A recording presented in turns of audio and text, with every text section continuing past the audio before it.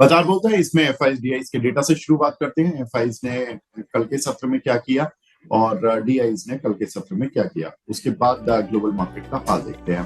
तो एफआईज ने देखिए कल के मार्केट में 997 करोड़ की बाइंग की है, ये एक अच्छी चीज है। 4076 करोड़ की बाइंग डीआईज करके ले गए हैं। एफआईज अभी हल्के हाथ से ले रहे हैं, लेकिन कहीं ना कहीं ले रहे हैं, ये इंपॉर्टेंट है। एक बार देख लेते हैं ग्लोबल इंडिसेस का हाल, ग्लोबल मार्केट्स किस तरह से ट्रेड कर रहे हैं, क्या चल रहा है ग्लोबल मार्केट में। तो ग्लोबल मार्केट में ट्रेंड उठाकर देखें तो डाउ करीब 0.5% नीचे था, शंघाई हैंसेन निकाई इन सभी में करीब 1 से 1.5% की गिरावट। कोस्पी में जरूर ग्रीन मार्क बना हुआ है। टॉप गेनर्स और लूजर्स की लिस्ट देख लेते हैं। टॉप गेनर्स और लूजर्स की लिस्ट में अगर देखें तो आज के कौन से शेयर हैं जो कि अच्छा परफॉर्म कर रहे हैं। तो अच्छा परफॉर्म करने वाले शेयरों में शेयर इंडिया करीब 9% ऊपर शानदार तेजी बनी हुई है। वर्लपूल में करीब 7% का उछाल देखने के लिए मिल रहा है। और अगर हम देखें तो सीआई इंडिया करीब 5.25%, बैक्टर फूड करीब 5% और फोर्स मोटर में करीब 5% की तेजी बनी हुई है। तो ये सभी शेयर हैं जो कि आज कमजोर मार्केट, माफ कीजिएगा, थोड़ा आज बढ़े हुए मार्केट में और आउट परफॉर्म कर रहे हैं इस मार्केट को।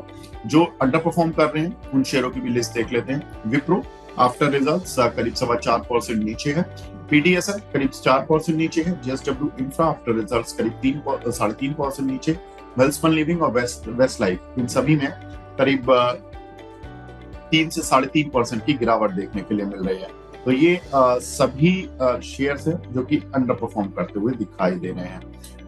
तो ये शेयर्स हैं जहां पर कि हमने देखा कि अंडर परफॉर्मेंस है as compare to market. Results का भी इम्पैक्ट देखने के लिए मिल रहा है। देखिए विप्रो के रिजल्ट्स इनलाइन आए थे, लेकिन बहुत सारी चीजें जो आईटी कंपनियों में आजकल ध्यान देने वाली होती हैं, टीसीवी और एट्रिशन और आउटलुक, तो बहुत सारी चीजें हैं। तो किस पर स्ट्रीट रिएक्ट कर रही है, किस पर नहीं कर रही है, ये देखना काफी जरूरी हो जाता है। और अगर जेएसडब्ल्यू इंफ्रा में देखें तो थोड़ा सा प्रॉफिट डिक्लाइन आता है। विस्तार से बात होगी थोड़ा बहुत कि रिजल्ट पे कि अब शेयर चूंकि रिएक्ट कर चुके हैं तो किस तरह से इन शेयरों पे कामकाज करना चाहिए। लेकिन ये बहुत इंपॉर्टेंट है देखिए मार्केट में इस समय कि आप मार्केट में ट्रेड कैसे करना है, क्योंकि मार्केट में इस समय 2 दिन से अगर आप देखोगे तो बैंक निफ्टी केवल चल रही है। आज रिलायंस भी चला, कल भी रिलायंस चला था, जिसकी वजह से हमने देखा था कि मार्केट में एक अच्छी तेजी बनती हुई दिखाई दी थी। लेकिन मार्केट में ये तेजी कब तक बनी रहेगी और कैसे चलता रहेगा मार्केट, ये बात भी जरूर देखने वाली होगी। तो ये थोड़ा सा पहलू आज नापने की कोशिश करते हैं।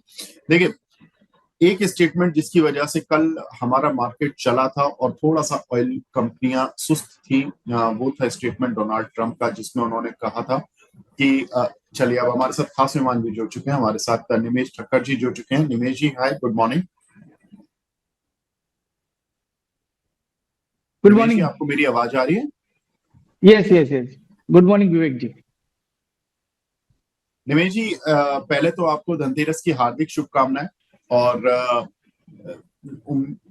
हम उम्मीद करते हैं और विश करते हैं कि आपकी धनतेरस, आपके क्लाइंट्स की धनतेरस काफी अच्छी बने और धनतेरस से धनतेरस और अगले आने वाले वर्ष आपकी और आपके क्लाइंट्स, आपके बिजनेस सभी के लिए धन वृद्धि की ही एक धन वृद्धि की पूरी योजना लेकर आए इस धनतेरस पर और आप उसको अच्छे से एग्जीक्यूट करें। तो यही हमारी कामना है सर।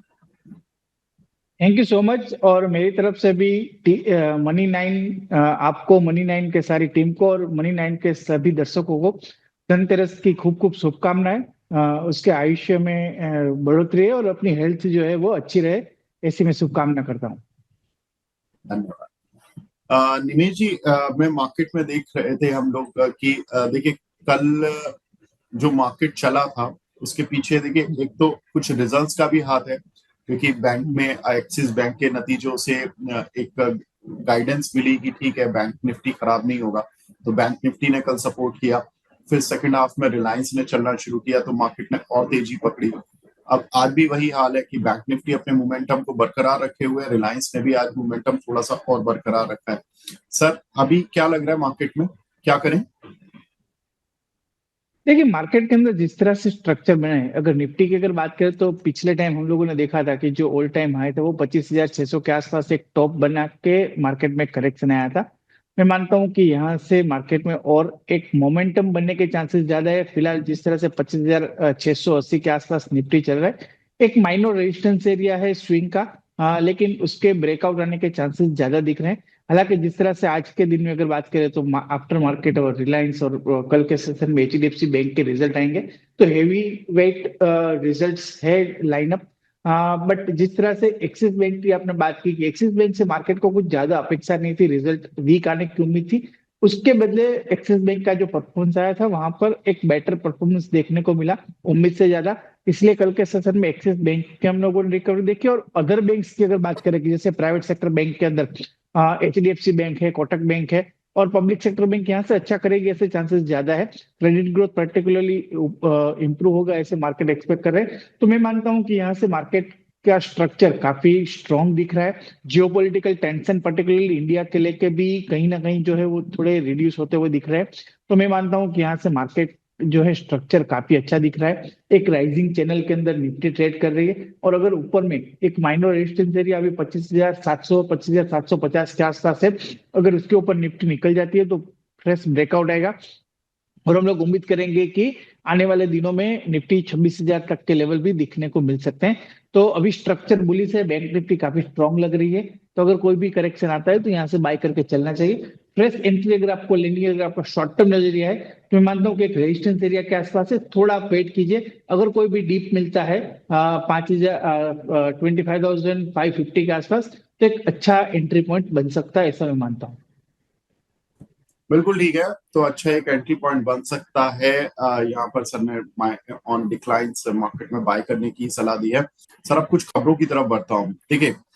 जो परसों जो डोनाल्ड ट्रंप का स्टेटमेंट आया, उससे कल हमने देखा कि मार्केट में एक पॉजिटिविटी लौटी थी। डोनाल्ड ट्रंप ने कहा था कि मोदी जी ने वादा किया है कि वो रूस से तेल नहीं खरीदेंगे, और तेल नहीं खरीदने की खबर, या हम ये कहें कि अमेरिका से रिश्ते सुधरने की वजह से बिजनेस सेंस में तो हमारा पॉजिटिविटी थी कल के मार्केट में, ऐसे भी रिजल्ट्स का भी इम्पैक्ट था।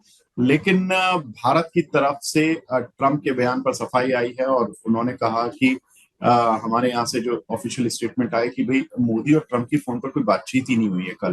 तो ये एक बड़ा वैसे हम ये मान भी रहे थे कि कई बार ट्रंप इस तरह की बातें कर देते हैं, या तो वो क्लोज डोर बातें बता देते हैं, या वो एक प्रेशर टैक्टिक्स के तहत ये सारी बातें कर देते हैं कि मोदी जी ने तो ऐसा कहा है। अब जब बातचीत ही नहीं हुई तो कहा किससे है, तो ये भी एक इम्पोर्टेंट सवाल हो जाता है। सर ऐसे में तेल कंपनियों पर क्या करें, क्योंकि ये रूस से तेल खरीदेंगे या नहीं खरीदेंगे, इसका सीधा इम्पैक्ट हमारे सबसे पहले क्रूड ऑयल के बिल पर और क्रूड ऑयल कंपनीज पर आता है। इन पर क्या करना चाहिए? देखिए ट्रम्प साहब ने ऐसे स्टेटमेंट कई बार दिए हुए हैं, और मार्केट को भी पता है कि इसके अब क्या है कि एक एक होता है क्रेडिटेबिलिटी। अब मुझे इतना पता चल रहा है कि मोदी साहब ने कमिटमेंट किया कि नहीं किया वो मुझे पता नहीं है। बट ट्रम्प साहब के वर्ड के ऊपर मार्केट को अब क्या है कि ट्रस्ट नहीं रहा है, और उसके बयानबाजी को लेके मार्केट जो है वो इतना सीरियसली नहीं ले रहा है। मैं ऐसा मानता हूँ। पर्टिकुलरली आपने ओएमसी की बात की, तो ओएमसी में मैं मानता हूँ कि इधर क्रूड ऑयल के प्राइस जो है अभी स्टेबल है, तो उसका एक डेफिनेटली एक पॉजिटिव इम्पैक्ट रहेगा। क्रूड ऑयल के प्राइस हम लोगों ने देखे काफी टाइम से कोई कटौती नहीं है, हालांकि क्रूड ऑयल के प्राइस $70 के आसपास ट्रेड हो रहे हैं। पॉइंट नंबर टू जो मोस्ट इंपॉर्टेंट है, रिसेंटली आपने देखा होगा कि E20 जो है वो स्टार्ट हो गया है, यानी 20% इथेनॉल का मिक्सिंग जो है वो ब्लेंडिंग ऑयल कंपनियां कर रही है। तो मैं मानता हूं कि यहाँ से ऑयल कंपनी के लिए ये काफी बुलिश नजरिया है। और यहाँ से सिनेरियो अगर देखें कि प्राइस कटौती नहीं है तो प्राइसिंग प्रेशर है नहीं, आपने एथेनॉल मिक्सिंग का जो क्वांटिटी है वो बढ़ा दिया है। तो यहाँ से एचपीसीएल, बीपीसीएल, आईओसी मुझे काफी अच्छे लग रहे हैं। मैं मानता हूँ कि short to medium term point of view से अगर आपको बाय करना है तो तीनों काउंटर के अंदर व्यू मेरा बुलिश है, और मैं यहाँ से तीनों काउंटर के अंदर यहाँ से बाय रिकमेंड करता हूँ। ठीक है। तो ये एक इम्पॉर्टेंट चीज जो कि सर ने बताई कि क्रेडिबिलिटी इश्यूज हैं डोनाल्ड ट्रंप के साथ, और उनकी बातों पर भरोसा नहीं किया जा सकता। और ऑफ कोर्स ये हम ही नहीं कह रहे, पूरी दुनिया ही देख रही है उनकी जो भी स्टेटमेंट है, उनकी जो भी वो करते हैं, वो सब चीजें दुनिया गवाह है। लेकिन उससे देखिए कहीं ना कहीं शेयर्स में बहुत तेज मूवमेंट आता है, ये भी पक्की बात है। तो उसका आपको ध्यान रखना है, आपको नुकसान ना हो, आप फायदा कमा लें ऐसा आपको इंश्योर करना पड़ेगा अपने आप को। अगली खबर की तरफ बढ़ते हैं। सर, डोनाल्ड ट्रंप और पुतिन मिल सकते हैं जल्द। अब अगले 2 हफ्ते में इनकी मीटिंग हो सकती है हंगरी में। और पुतिन से फोन पर बातचीत के बाद डोनाल्ड ट्रंप ने जानकारी दी है। मीटिंग से पहले दोनों देशों के उच्च अधिकारी भी मिलेंगे। ट्रंप की जेलेंस्की के साथ भी कल बैठक होने जा रही है और रूस यूक्रेन वॉर को रुकवाने की कोशिशें जारी है। सर, वॉर रुक जाएगा तो ये सारा प्रॉब्लम ही खत्म हो जाएगा कि हम रशिया के साथ कितने क्लोज रिलेशन में है या नहीं है, हम उनसे कितना तेल खरीद रहे हैं नहीं खरीद रहे हैं। हालांकि इंडिया ऑलरेडी ये बोल चुका है कि भाई हम रशिया से तेल खरीदना बंद नहीं करेंगे, हम अमेरिका से अपना तेल की सप्लाई बढ़ा लेंगे, हम उनसे बिजनेस बढ़ा लेंगे, हम उसके लिए ओपन है। अब इस चीज के लिए डोनाल्ड ट्रंप कितने ओपन है, ये थोड़ा सा एक देखने वाली बात होगी, क्योंकि डोनाल्ड ट्रंप पहले भी कह चुके हैं कि इस वॉर को जो फंडिंग कर रहे हैं वो इंडिया और चाइना कर रहे हैं। और कहीं ना कहीं उन्होंने कई कुछ इस तरह के स्टेटमेंट भी आए कि इट्स ए मोदीज वॉर, जो रशिया यूक्रेन का है, क्योंकि हम फंडिंग कर रहे हैं। अब ये सारी चीजें जब वॉर ही रुक जाएगा तो इस तरह की स्टेटमेंट आना फिर बंद हो जाएंगे। आपको क्या लगता है सर, ये वॉर रुकने की संभावना, अगर वॉर रुकता है तो उसका क्या कुछ फायदा या नुकसान या कुछ भी मिलेगा, इंक्रीमेंटल बेनिफिट इंडिया को? जी जरूर से एक चीज, एक रिक्वेस्ट थी विवेक जी की, ये जो मेरी सरनेम है वो ठाकर है, जो स्क्रीन के ऊपर ठक्कर लिख के आ रहा है, तो प्लीज वो करेक्ट करवा दीजिए। और दूसरा, डेफिनेटली कोई भी अगर सिचुएशन है, वॉर की सिचुएशन इकोनॉमिक ग्रोथ को जो है वो नेगेटिव इम्पेक्ट करती है, और कोई भी कंट्री के लिए हो। तो अगर ग्लोबल अनसर्टेनिटी कम होती है, वॉर की सिचुएशन कम होती है, फिर से बिजनेस जो है वो नॉर्मल होता है, तो इकोनॉमी के ऊपर जो है वो बुलिश नजरिए रहता है, पॉजिटिव इम्पेक्ट आती है। तो not only India but global economy के लिए भी काफी बेहतर न्यूज रहेगा अगर वॉर की सिचुएशन कम रहती है तो। इंडियन इकोनॉमी डेफिनेटली डोमेस्टिक्स काफी अच्छा कर रही है। ग्लोबल अनसर्टेनिटी कम होगी तो यहाँ से इंडिया के अंदर भी हम लोग जो हमारा जीडीपी का ग्रोथ है वो और बेहतर हो सकता है। तो डेफिनेटली कोई भी कंट्री के लिए वॉर जो है वो अच्छा नहीं है इनिशियल लेवल के ऊपर। बट लेटर ऑन जो है मैं मानता हूँ कि यहाँ से अगर वॉर कुछ ग्लोबल अनसर्टेनिटी कम होती है तो इंडिया के ऊपर पॉजिटिव इम्पैक्ट ही रहेगा, उसमें कोई सोचने की बात नहीं है। ठीक है, तो ये भी एक इम्पॉर्टेंट चीज है कि इसमें इंडिया के लिए सर एक चीज जो कि शिपिंग वाली बात थी कि शिपिंग रेट्स बढ़ गए थे। 2 वजहों से बढ़े थे। एक बड़ा था कि जो गाजा वार था, गाजा जो हमास और इसराइल वाला था, तो रेड सी क्राइसिस आ गया था। दूसरा, रशिया यूक्रेन की वजह से भी बहुत सारे शिप से जो डाइवर्ट हो रहे थे, काफी कुछ जियोपॉलिटिकल चीजें, हलचल जो थी वो इधर उधर हो गई थी, तो सी फ्रेट्स जो थे वो काफी ज्यादा बढ़ गए थे। अब आपको लग रहा है ये स्टेबलाइज होंगे? अगर ये स्टेबलाइज होंगे तो शिपिंग कंपनियां जो एक्स्ट्रा बिट ऑफ प्रॉफिट्स कमा रही थी, क्या वो उनका कम होगा, या ये उनका वॉल्यूम ज्यादा बढ़ेगा, उसका फायदा मिलेगा? देखिए, बट ऑब्वियसली वॉल्यूम बढ़ेगा, और नॉर्मली सी रूट जो है वो सबसे लॉजिस्टिक्स के अंदर सबसे चीपेस्ट रूट माना जाता है। और अगर जिस तरह से अगर जियोपॉलिटिकल टेंशन कम होते हैं, फिर से जो पहले के रूट ओपन होते हैं, तो उसकी पॉजिटिव इम्पैक्ट रहेगी, वॉल्यूम भी बढ़ेगा। और उसकी पॉजिटिव इम्पैक्ट वॉल्यूम के साथ, क्योंकि कोई भी कंपनी है उसका फोकस रहता है वो वॉल्यूम बढ़ाने के ऊपर ही फोकस रहता है। ये सारे जो टैक्टिक्स रहते हैं वो शॉर्ट टर्म के लिए रहते हैं। तो जो कंपनी अच्छा कर रही है, जिसको रियल में बड़ा बनना है या बड़ा प्रॉफिट कमाना है, तो वो वॉल्यूम के से ही बनेगा। तो डेफिनेटली वॉल्यूम बढ़ेगा तो उसका पॉजिटिव इम्पैक्ट कंपनियों के शेयर प्राइस के ऊपर देखने को मिलेगा, और कंपनी के प्रॉफिटेबिलिटी के ऊपर भी देखने को मिल सकता है। ठीक है सर, एक चीज और जो कि ex IMF chief economist Gita Gopinath ने कल एक स्टेटमेंट दिया कि अगर अमेरिकन मार्केट्स में गिरावट देखने के लिए मिलती है तो दुनिया भर के बाजार गिर जाएंगे। और ये एक बड़ा इंपॉर्टेंट स्टेटमेंट है। उन्होंने कहा कि अब अमेरिकी बाजार में बहुत बड़ा एफआईज का निवेश है, दुनिया भर के लोगों का निवेश है, यूरोपियन लोगों का तो बड़ा ही निवेश है। अगर वहां पे कुछ भी दिक्कत हुआ तो कहीं ना कहीं जो हाउस होल्ड अर्निंग्स हैं उन पर डेंट लगेगा, ना सिर्फ अमेरिका में, इनफैक्ट यूरोप में भी लगेगा। तो ये एक थोड़ा डराने वाला स्टेटमेंट था। उन्होंने कहा कि ये डॉट कॉम क्रैश जो कि सन 2000 में आया था, उससे भी बड़ा क्रैश बैठेगा, जिसमें कि अमेरिकन मार्केट की जो मार्केट कैप है वो 20 ट्रिलियन तक साफ हो जाएगी, और दुनिया भर के निवेशकों को करीब 15 ट्रिलियन का नुकसान हो सकता है। तो ये एक डराने वाला स्टेटमेंट माने, या ये एक महज ये कह सकते हैं कि मतलब ये स्टेटमेंट ही है, ये एक्चुअल में हो ही नहीं पाएगा। इस चीज को मान सकते हैं, कोई है सर ट्रिगर कि अमेरिकन मार्केट में एक बड़ी करेक्शन आ सकती है, बड़ा क्रैश आ सकता है? देखिए, अमेरिकन डेट जो है वो काफी इश्यू है, वो पूरी दुनिया जानती है। जो 37 ट्रिलियन का डेट है, अगर उसमें वहां पर कुछ भी इश्यू होता है, और अमेरिकन इकोनॉमी अगर देखें तो दुनिया की सबसे बड़ी लार्जेस्ट इकोनॉमी है in the terms of market capitalisation और in the terms of size. तो अगर कोई बड़ा जहाज डूबता है तो साथ में आजू बाजू वाले छोटे जहाज को भी दिक्कत होती ही है, वो बहुत ऑब्वियस है। तो अगर अमेरिकन इकोनॉमी में कुछ होता है तो डेफिनेटली सारे ग्लोबल फाइनेंशियल सिस्टम के ऊपर इसकी इम्पेक्ट आएगी, उसमें कोई डाउट नहीं है। बट द इम्पोर्टेंट है वो कब आएगा। अब उसका आंसर जो है वो किसी के पास नहीं है। ये साल में आएगा, 2025 में आएगा, 2027 में आएगा, 2030 में आएगा, उसका आंसर नहीं है। तो जब आएगा तब डेफिनेटली उसका इम्पैक्ट बड़ा आएगा, वो फैक्ट है। और यही चीज के लिए हम लोग जो वो प्रेफर करते हैं कि आप डाइवर्सिफिकेशन करके चलिए, ताकि कोई भी अगर एक मार्केट के अंदर कुछ भी अगर होता है, एक जीरो पॉलिटिकल रीजन के अंदर कुछ होता है, तो अदर रीजन को उसका नुकसान और बेनिफिट दोनों रहता है।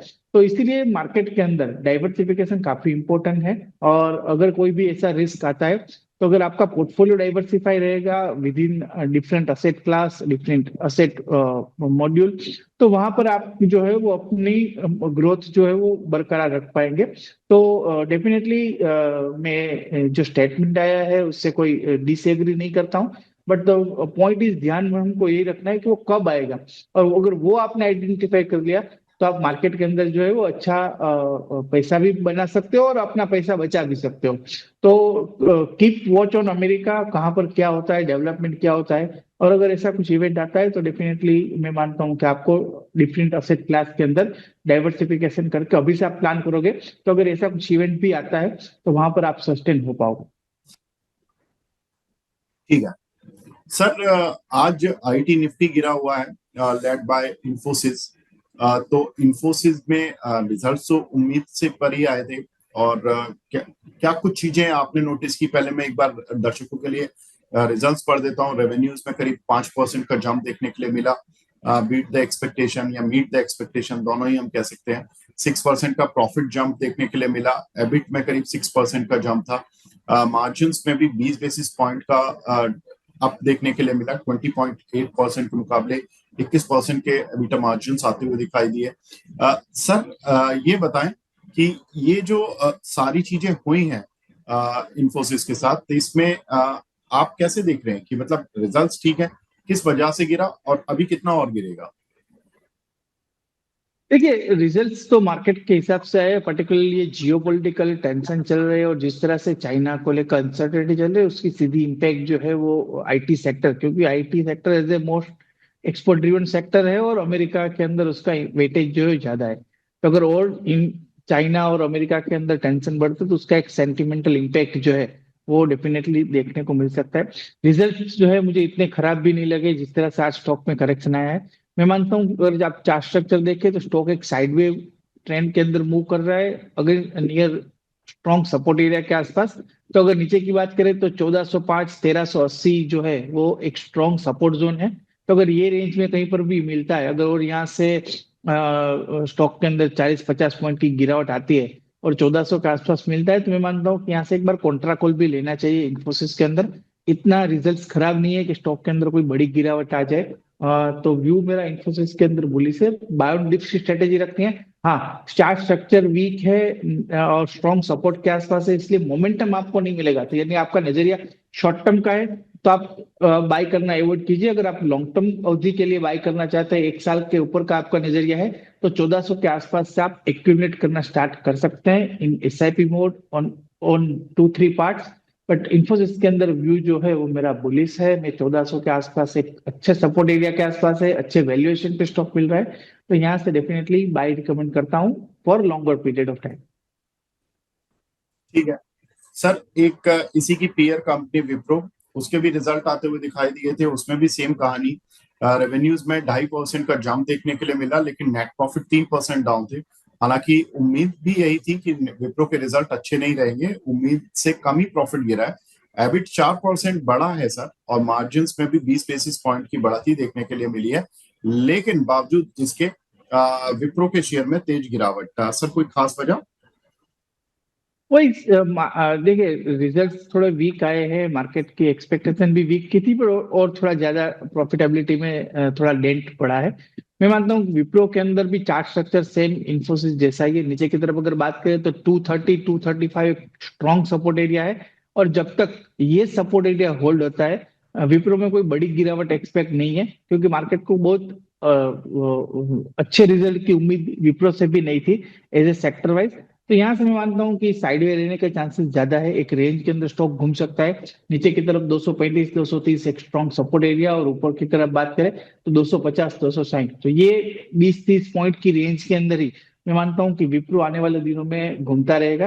तो यहाँ से थोड़ा वेट कीजिए, 235 230 के आसपास अगर आता है, वहां से कोई ट्रेंड रिवर्सल मिलता है, तो आप विप्रो के अंदर भी बाय करके चल सकते हैं। नीचे की तरफ स्टॉप लॉस जो है वो 225 का लगाए, और फिर से 250 260 तक के लेवल विप्रो में आपको रेंज प्ले करने के लिए मिल सकता है। तो अभी थोड़ा वेट एंड वॉच कीजिए, 235 230 के आसपास विप्रो में भी बाई इनिशिएट कर सकते हैं। ठीक है सर। सर अगला रिजल्ट वारी एनर्जीज का। काउंटर आज करीब 1.5% नीचे। जिन जिन कंपनीज के कल रिजल्ट आए हैं, पता नहीं ज्यादातर गिरे ही हुए हैं।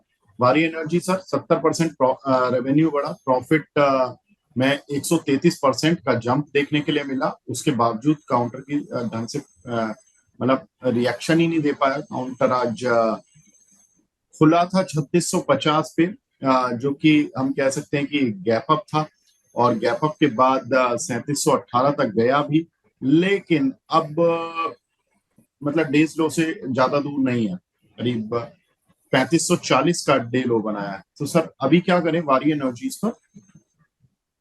देखिए, वाणी रिलीज का चार्ट स्ट्रक्चर तो स्ट्रॉन्ग दिख रहा है, बट हालांकि बार बार स्टॉक 3750 के आसपास जाता है, और वहां से जो है वो एक प्रॉफिट बुकिंग आता है। तो मैं मानता हूँ कि अभी थोड़ा वेट एंड वॉच करना चाहिए, क्योंकि आज भी सेशन में भी 3750 के नजीक स्टॉक 3722 के आसपास का एक हाई बना था, और वहां से करेक्शन हुआ है।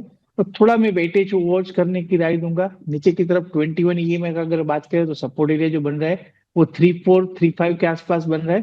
तो अगर यहाँ से और भी 100-150 पॉइंट का करेक्शन आता है, तो वहां पर एक बार जो है वो बाय इनिशिएट कर सकते हैं। चार्ट स्ट्रक्चर अच्छा है, कोई खराब दिख नहीं रहा है, और ट्रेंड रिवर्सल भी अभी मिला नहीं है। बट हालांकि स्टॉक एक रेजिस्टेंस के पास बार बार वहां से प्रॉफिट बुकिंग आ रहा है, तो मैं राय दूंगा कभी थोड़ा वेट एंड वॉच कीजिए। 3435 के आसपास अगर आता है और वहां से ट्रेंड रिवर्सल मिलता है, तो स्टॉक के अंदर हम लोग जो है वो शॉर्ट टर्म के लिए बाय करके चल सकते हैं। बट फिलहाल मैं अवॉइड करने की राय दूंगा। थोड़ा करेक्शन देखने को मिल सकता है 21 ईएमए तक, वो लेवल के आसपास आता है, वहां पर आप बाय का प्लान बना सकते हैं। ठीक है। तो ये रही बात वारी एनर्जीज पर। सर जेएसडब्ल्यू इंफ्रा गिरने की वजह पता ही है कि रिजल्ट्स वीक आए थे। रेवेन्यू में करीब 26% का उछाल, लेकिन नेट प्रॉफिट करीब 3% गिरता हुआ दिखाई दिया। आज सर थोड़ा सा गैप डाउन ओपनिंग हुई है इस काउंटर पर, और कमजोरी कामकाज कर रहा है। सर इसमें बताइए क्या करना है। हालांकि एबिटा अप हुआ, एबिटा मार्जिन 48.1% आए हैं, जो कि कंपनी हमेशा बोलती आई है कि 50% के आसपास इनके मार्जिन रहेंगे। 53% जनरली रहते हैं। आज इस बार 48% रह गए, जिसकी वजह से काउंटर की पिटाई हो गई है। अभी सर क्या करें, इसको लें या अभी रुकें? देखिए, अभी थोड़ा रुकना चाहिए, मैं ऐसा मानता हूँ। हालांकि स्टॉक के अगर आप देखें जिस तरह से चार्ट स्ट्रक्चर है, एक राइजिंग चैनल का साइडवे टू पॉजिटिव स्ट्रक्चर बना है। और अभी जिस तरह से स्टॉक ने रिसेंटली देखा था कि 350 तक के लेवल बनाए थे, और वहां से स्टीप करेक्शन पिछले 10-12 दिनों में हम लोगों ने देख लिया है। तो जो कुछ भी रिजल्ट्स के अंदर पर्टिकुलरली मार्जिन्स को लेके जो कुछ भी नेगेटिविटी थी ऑलरेडी प्राइस के अंदर फैक्टर इन हो चुकी है, ऐसा मैं मानता हूं कि यहाँ से एक ट्रेंड लाइन का एक स्ट्रॉन्ग सपोर्ट एरिया है। तो मैं यहाँ से थोड़ा वेट करूंगा, ये सपोर्ट लेता है या सपोर्ट से ट्रेंड रिवर्सल मिलता है या सपोर्ट को ब्रेक करता है। अगर ये सपोर्ट को ब्रेक कर दिया नीचे की तरफ 290 के लेवल को अगर ब्रेक किया तो स्टॉक में और बड़ी गिरावट एक्सपेक्ट कर सकते हैं नीचे की तरफ 275 तक की।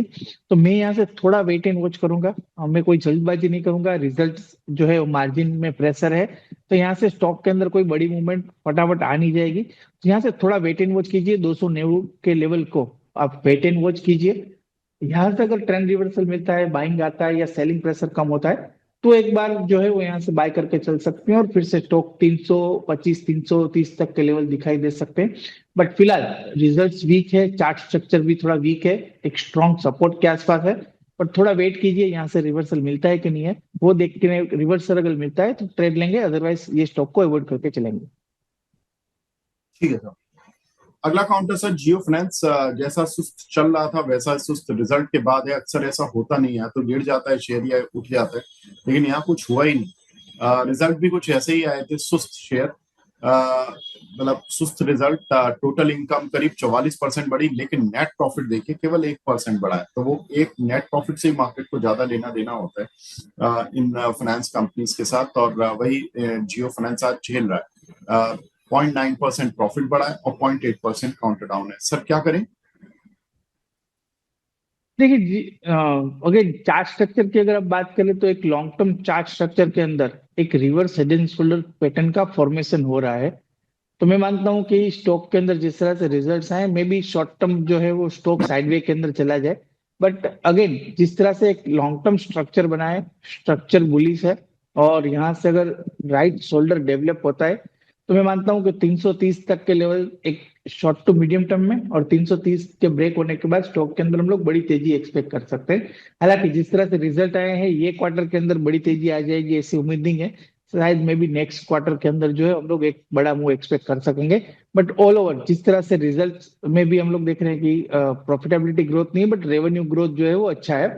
तो अगर कोई भी गिरावट आती है 300 तक की, तो एक अच्छी बाइंग जोन के आसपास है, अच्छे सपोर्ट एरिया के आसपास है, और रिस्क रेशियो भी फेवरेबल है।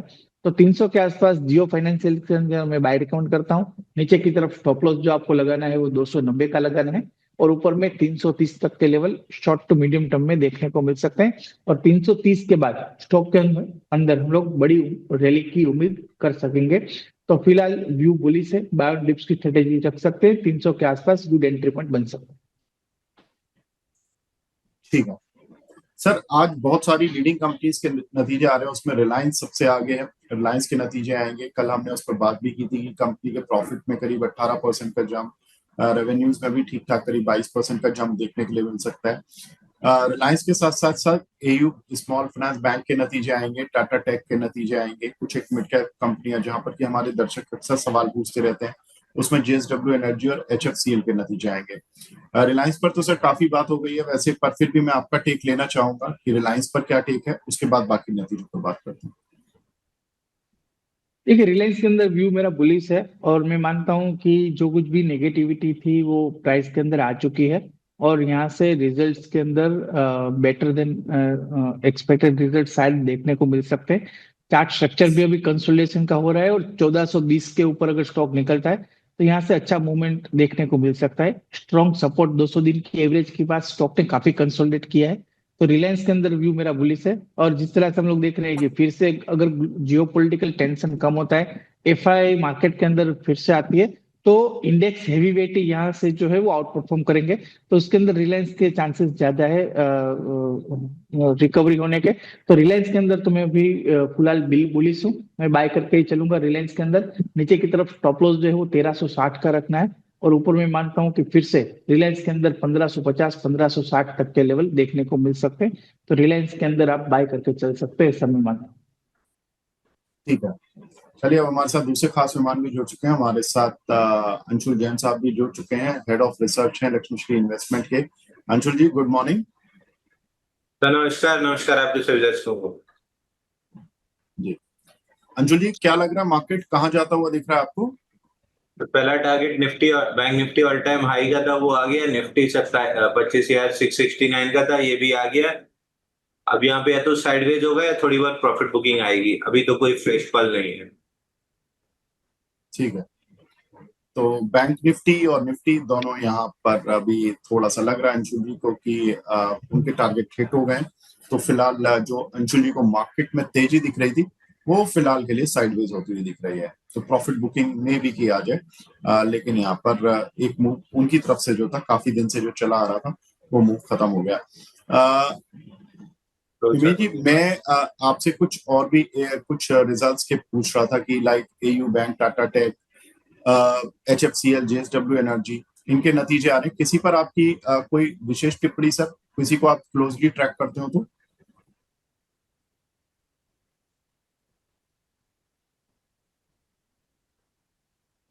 विवेक जी, मैं आपसे पूछ रहा हूँ सवाल।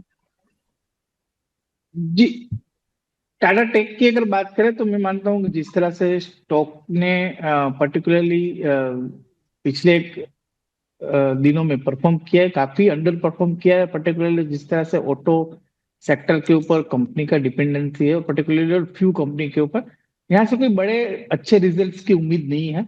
चार्ट स्ट्रक्चर भी अगर आप देखें तो थोड़ा वीक काइंड ऑफ स्ट्रक्चर ही बना है।